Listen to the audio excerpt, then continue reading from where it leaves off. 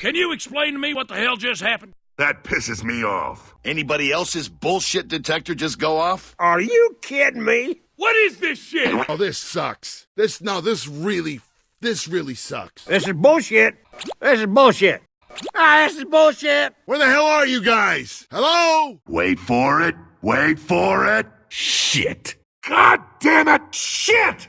Shit flying everywhere. You see that? Oh, this sucks!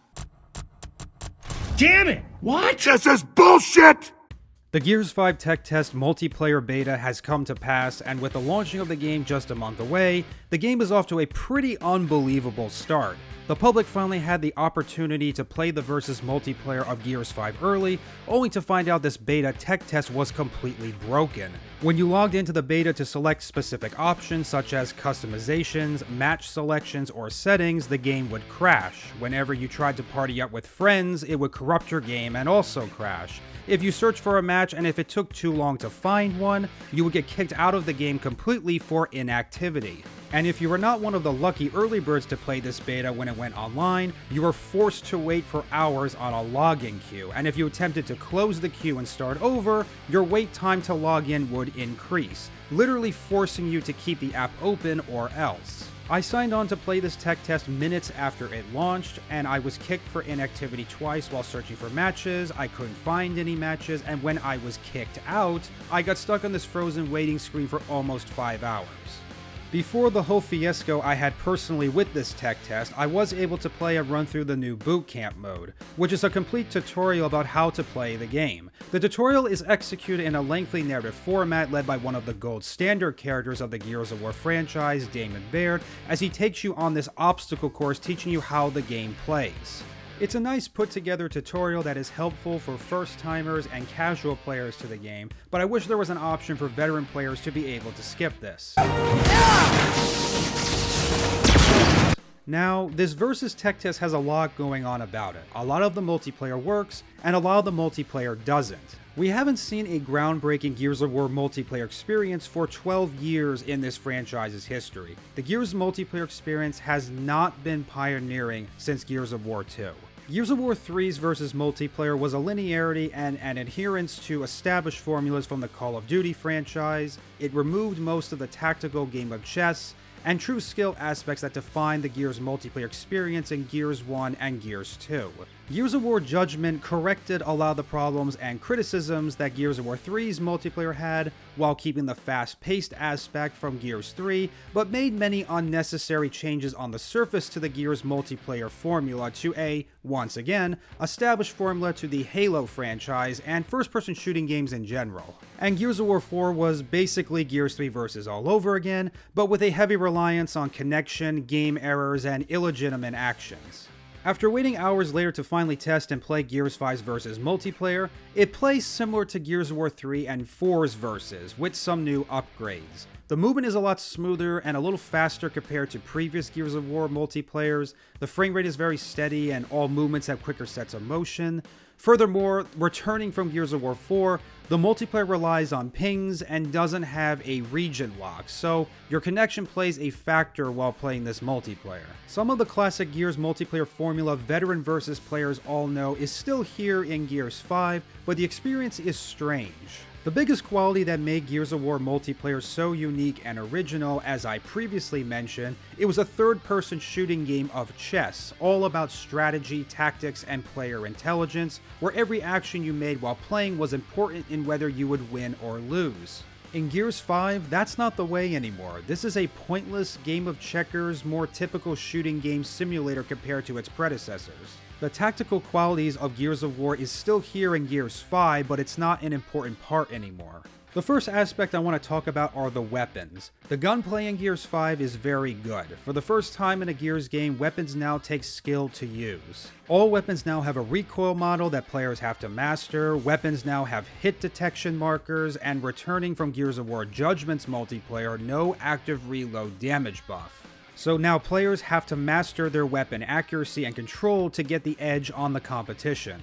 The active reload feature works now where if you hit the active bar with rifles and other power weapons, the rate of fire of the weapon increases. For shotguns, if you hit the active bar, you reload with a full clip. If you hit the gray areas, the shotgun reloads with half a clip.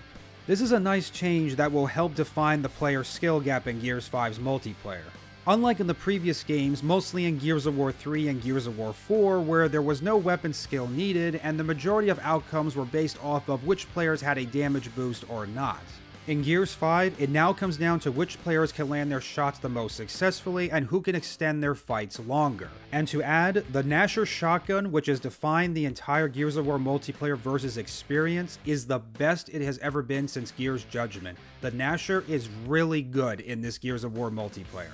Going more in depth on the combat, one of the changes added in Gears 5's Versus is the new melee attack. The melee attack is you slash your opponents with a combat knife instead of hitting your opponent with your weapon stock. For the most part, the action functions the same as previously. It takes 2 melee hits to down a player, but the attack is a lot quicker. I personally found this new melee attack very beneficial in fights, more so than in the past games. It makes the fighting a lot more interesting, and players can definitely get creative with this new attack.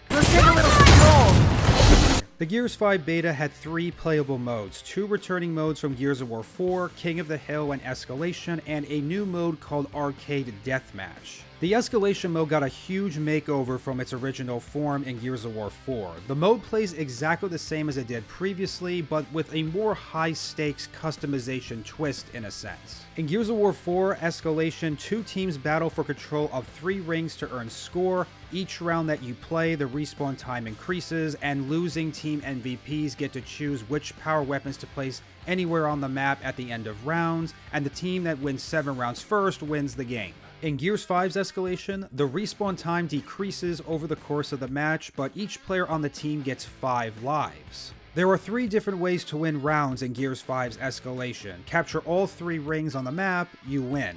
Beat the other team by holding all the rings to the 250 score limit, you win. If you deplete all of your opposing team's lives in the round, you also win. Weapon placements are now fully customized now, meaning players now have more freedom and creativity to decide how to go about with weapon placements during a match. Such as if you place a drop shot on the map, you can choose to upgrade it to carry more ammunition or have a shorter respawn time. Both MVPs from each team can choose which weapons and upgrades they want to place at the end of rounds on the map, including upgrades for their teammates. And at halftime, not only do the 3 rings on the map relocate, but all power weapons and upgrades placed since the beginning of the match are not removed. So teams and players now have to make more careful decisions with weapon placements and choose their battles wisely. The new mode, Arcade Deathmatch, is a different kind of animal, but a very familiar kind if you play games like a Call of Duty, Battlefield, Arcade versus related style modes. The concept is very straightforward. 2 teams of 5 duke it out until one team reaches the score limit. Which team can reach the score limit the fastest? Well, that's up to you.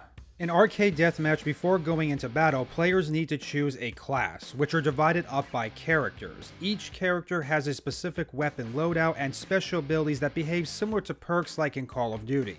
Each kill and sometimes assist that you get earns you skulls, and you can use these skulls that you have earned and spend them to upgrade your loadouts over the course of the match, like a score streak reward. You can also change your character class anytime you want throughout matches as well. In addition, all damage and power of all the weapons in Gears 5 are cranked up in this mode, so getting kills such as headshots are pretty easy, especially for veteran Gears of War players. Overall, despite the mode's untactical, pointless, sometimes campy nature, it's a fun mode to play. It's a laid-back kind of mode for players of all skill levels that just want to have some fun going for a high body count with all the Gears 5 weapons, and play with all the characters in the game.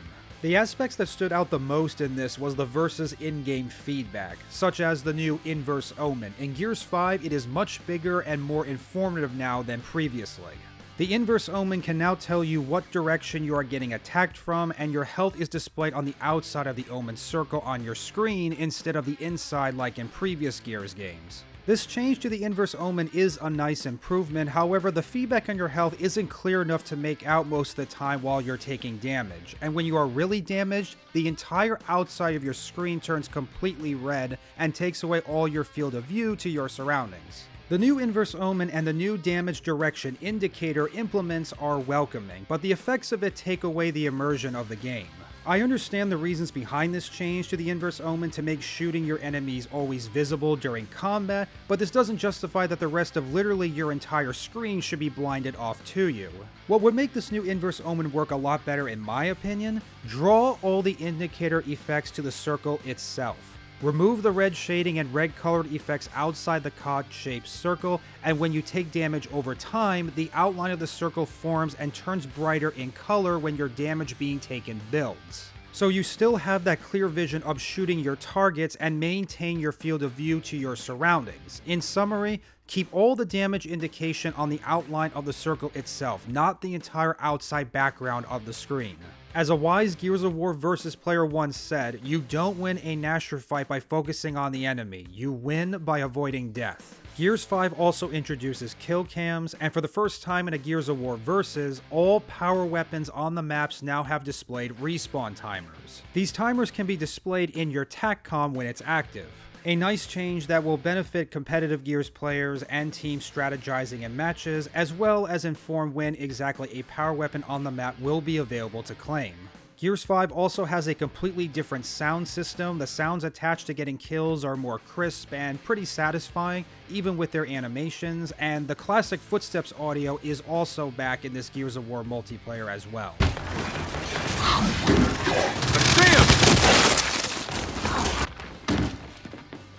Yes, please!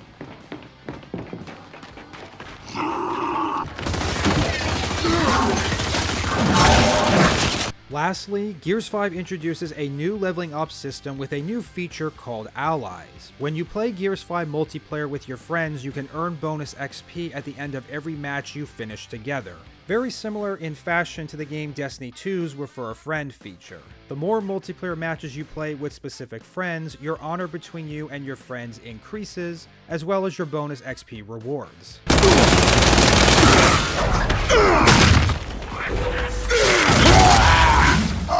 Is this the best Gears of War Versus multiplayer?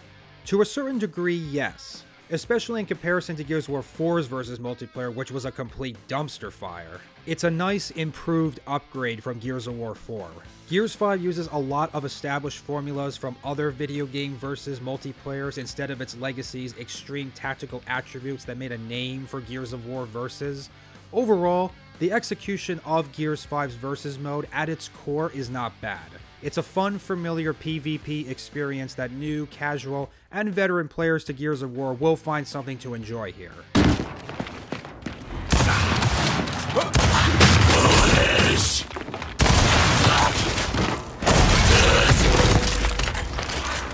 So what do you think of Gears 5's Versus mode? Does the multiplayer impress you? Do you agree or disagree with any of the changes to the Gears multiplayer formula?